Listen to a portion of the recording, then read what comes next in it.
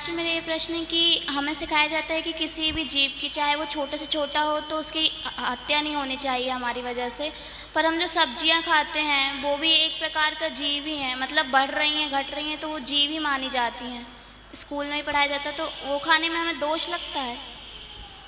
हमारे पास दो तरह के जीव हैं, हम इसे समझ लेंगे तो हमें समझ में आएगा।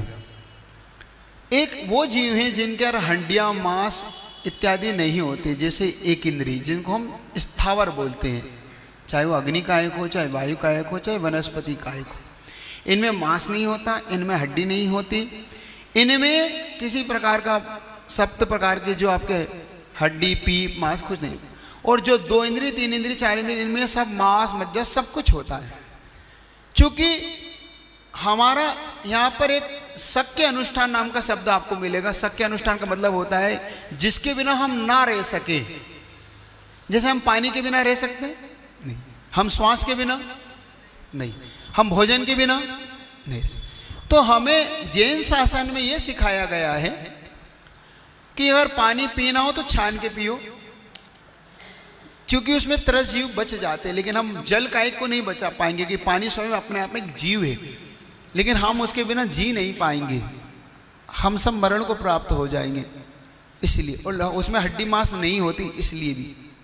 दूसरी बात, ऐसे वनस्पति कायक जो होता है उसमें मांस मज्जा नहीं होता, जीव होता है। और इसीलिए जैनी लोग प्रायश्चित ग्रहण करते हैं कि हाँ हमसे अपराध हुआ। मान लो जो लोग इसका विरोध करेंगे तो ना वो गेहूं खा सकते, ना चना खा सकते, ना वो रोटी खा सकते, तो क्या खाओगे? मरण को प्राप्त हो जाओगे।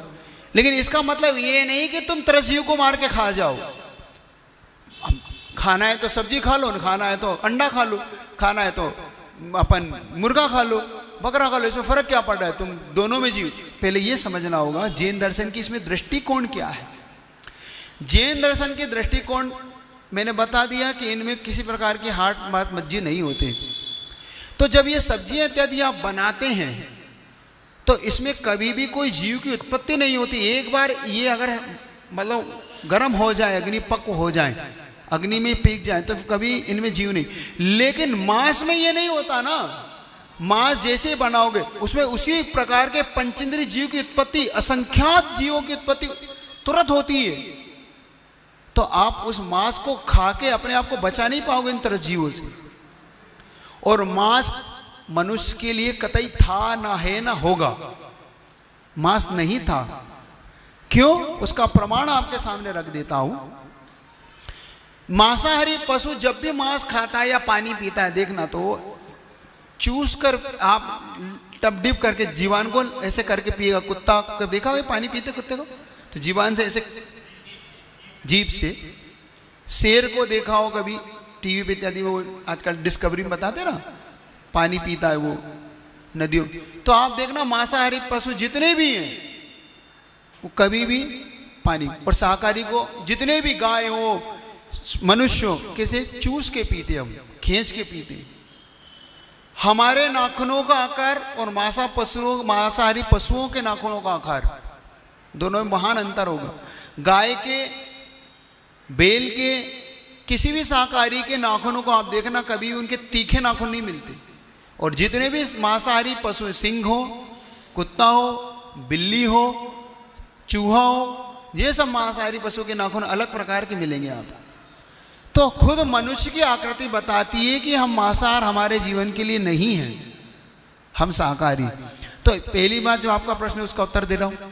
तो जिसमें और अधिक जीवों की हत्या हो रही, इसलिए जैन दर्शन उनको मार के खाने का मना करता है उन्हें, क्योंकि हम इसके बिना रह नहीं सकते। इसलिए हमारी मजबूरी हो जाती है जैनियों में भी कि अगर इसके बिना भी कोई ऑप्शन होता तो हम फिर इनको भी नहीं मारते। और वो लोग भी हैं जो लोग हरी सब्जियों को भी नहीं खाते।